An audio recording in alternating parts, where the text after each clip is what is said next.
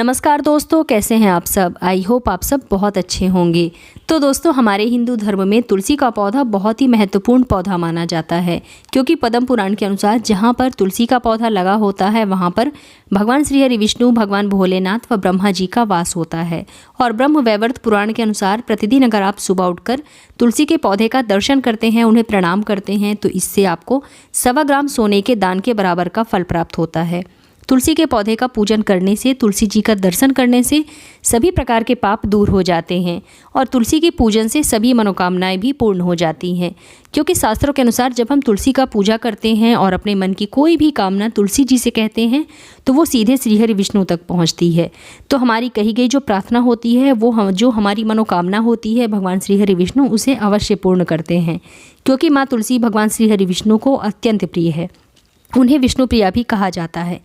तुलसी के महत्व का अंदाज़ा आप इसी बात से लगा सकते हैं कि भगवान श्री हरि विष्णु को जब आप भोग अर्पित करते हैं, शास्त्रों के अनुसार जब हम 56 प्रकार के भोग उन्हें अर्पित कर दें और उसमें तुलसी का एक पत्ता ना रखें तो भगवान श्री हरि विष्णु उस भोग को स्वीकार कभी नहीं करेंगे। लेकिन यदि आपके पास श्री हरि विष्णु को भोग लगाने के लिए कोई भी वस्तु नहीं है तो सिर्फ आप तुलसी का एक पत्ता रखकर भगवान श्री हरि विष्णु को अगर अर्पित करते हैं तो केवल इतने मात्र से ही भगवान श्री हरि विष्णु की कृपा आपके ऊपर हो जाती है। भगवान श्री हरि विष्णु तृप्त हो जाते हैं। लगभग सभी हिंदू घरों में तुलसी का पौधा तो होता ही है। तुलसी का पौधा आप अपने आंगन में लगा सकते हैं, बालकनी में लगा सकते हैं, छत में भी लगा सकते हैं। लेकिन तुलसी का पौधा लगाते समय आप इस बात का ध्यान ज़रूर रखिएगा कि घर के दक्षिण दिशा की तरफ तुलसी का पौधा बिल्कुल भी आपको नहीं लगाना चाहिए। ऐसा होने पर आपके परिवार में बहुत सारी परेशानियां आ सकती हैं। आप कोशिश करें कि तुलसी का पौधा छत पर रख रहे हैं, बालकनी में रख रहे हैं या फिर अपने आंगन में लगा रहे हैं तो आप घर के ईशान कोण यानी कि घर के उत्तर पूर्व के दिशा में ही तुलसी का पौधा लगाएं। घर की उत्तर पूर्व दिशा में तुलसी का पौधा होता है तो ये आपके लिए सुख समृद्धि का कारक माना जाता है।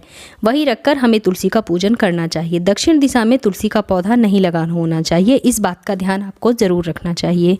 दोस्तों, आज की इस वीडियो में मैं आप लोगों से बात करने वाली हूँ तुलसी से जुड़े हुए एक बहुत ही अचूक उपाय के बारे में। अगर आप इस उपाय को शुक्रवार के दिन करते हैं तो इससे माँ लक्ष्मी की कृपा आपको प्राप्त होती है तथा स्थिर लक्ष्मी का वास आपके घर में होता है। कई लोगों के घर में बरकत नहीं होती है। देखिए, बरकत का मतलब होता है कि अगर जो भी आप पैसा कमाते हैं, जितना भी कमाते हैं, जो भी आपके पास धन आगमन के रास्ते हैं, पर्याप्त धन का आगमन आपके घर में हो रहा है, उसमें भी जो आपकी ज़रूरतें हैं वो पूरी नहीं हो पा रही हैं और कुछ पैसा आपके पास जो हमेशा रहना चाहिए वो नहीं होता है। शास्त्रों में कहा जाता है कि विपत्ति काल के लिए हमें धन संचय अवश्य करना चाहिए, लेकिन अगर धन का आगमन ही नहीं हो पाता है तो इसमें फिर धन संचय कैसे होगा। धन संचय के लिए यानी कि घर में बरकत लाने के लिए हमें कुछ विशेष उपाय ज़रूर करने चाहिए। तो आज की इस वीडियो में मैं आप लोगों से तुलसी पूजन से संबंधित कुछ विशेष उपाय बताने वाली हूँ। इस उपाय को अगर आप करते हैं तो निश्चित ही आपके घर में बरकत आएगी, मतलब घर में धन आगमन के रास्ते भी खुलते हैं और धन का संचय भी होता है। तो ये वीडियो आप पूरा ज़रूर देखिएगा और अगर आप लोगों को मेरा आज का वीडियो पसंद आए तो इसे लाइक कीजिए, अपने फ्रेंड्स एंड फैमिली के साथ शेयर कीजिए और अगर आप मेरे इस चैनल पर पहली बार आए हैं तो मेरे चैनल को सब्सक्राइब करके बेल आइकन ज़रूर प्रेस कर लीजिएगा, जिससे कि आपको मेरे नए वीडियो के नोटिफिकेशन सबसे पहले प्राप्त हो। तो आइए वीडियो शुरू करते हैं। तो देखिए, शुक्रवार का जो दिन होता है वो माँ लक्ष्मी को समर्पित होता है और तुलसी माता को लक्ष्मी का ही स्वरूप माना जाता है। तो शुक्रवार के दिन अगर आप विशेष रूप से तुलसी का पूजन करते समय कुछ बातों का ध्यान रखते हैं, कुछ विशेष नियमों का पालन करते हैं तो इससे माता लक्ष्मी स्थायी रूप से आपके घर में आती है और आपके घर में सुख समृद्धि का भी वास होता है, अखंड सौभाग्य की प्राप्ति भी होती है और आपकी सभी मनोवांछित कामनाएं भी पूर्ण होती हैं। क्योंकि शास्त्रों में तुलसी को सर्व कार्य सिद्ध करने वाला देव वृक्ष माना गया है और शास्त्रों में तुलसी पूजन के लिए 2 दिन ऐसे बताए गए हैं जिस दिन तुलसी की पूजा किसी विशेष मनोकामना से अगर आप करते हैं तो वो निश्चित ही पूर्ण होती है। गुरुवार और शुक्रवार का ये जो दिन है वो भगवान श्री हरि विष्णु और माता लक्ष्मी के दिन माने जाते हैं। इसलिए माता तुलसी का पूजन अगर आप इस दिन विशेष मनोकामना से करते हैं तो वो अवश्य पूर्ण होती हैं। वैसे तो प्रत्येक दिन हमें तुलसी की पूजा करनी चाहिए, लेकिन इन 2 दिनों में से किसी मनोकामना या उपाय के लिए आप तुलसी का पूजन अगर करते हैं तो वो बहुत ही श्रेष्ठ माना जाता है। तो आपको शुक्रवार के दिन प्रातःकाल जल्दी उठना है, स्नान इत्यादि करने के बाद साफ स्वच्छ वस्त्र धारण करके उसके बाद तुलसी की पूजा करनी है। सबसे पहले आपको सूर्यदेव को जल अर्पित करना है। विष्णु जी की पूजा जैसे आप करते हैं वैसे आप कर लीजिए। फिर तुलसी के पौधे के पास जाकर सर्वप्रथम हमें तुलसी के पौधे को प्रणाम करना चाहिए। भगवान विष्णु व माता लक्ष्मी का मन में ध्यान करते हुए तुलसी के पौधे को प्रणाम कीजिए। उसके बाद थोड़ा सा जल अर्पित कीजिए। और थोड़ा सा कच्चा दूध अर्पित कीजिए। दूध अगर गाय का हो तो बहुत अच्छी बात है। अगर आपके पास गाय का दूध नहीं है, नहीं मिल पा रहा हो, तो कोई बात नहीं, आपके पास जो भी दूध है आप अर्पित कर सकते हैं। लेकिन दूध अर्पित करते समय में आपको इस बात का ध्यान रखना है कि दूध कच्चा ही होना चाहिए, उबला हुआ दूध नहीं होना चाहिए। और इस उपाय को करने के लिए आपको ज़्यादा दूध की आवश्यकता नहीं है, बस 1-2 चम्मच ही दूध आपको चाहिए। दूध में थोड़ा सा गंगा जल मिलाकर तुलसी के पौधे को अर्पित कीजिए। दूध अर्पित करने के बाद आपके पास जो भी फूल हों, लाल, पीले, सफ़ेद, वो फूल तुलसी जी की जड़ में अवश्य अर्पित करिए। इसके बाद तुलसी को पीला चंदन अर्पित करें, भोग लगाएं। इसके बाद घी का एक दीपक प्रज्वलित करें या फिर आप धूप भी जला सकते हैं। इससे तुलसी माँ का पूजन करें। माता तुलसी के सामने ओम नमो भगवते वासुदेवाय इस मंत्र का जप आपको करना चाहिए। तो थोड़ी समय तक, जितनी समय भी आप तुलसी की पूजा कर रहे हैं, उतने समय भी आप इस मंत्र का जप कर सकते हैं। अगर आपके पास समय है, संभव हो, तो आप आसन बिछा करके इस मंत्र को 108 बार यानी कि 1 माला जप भी कर सकते हैं।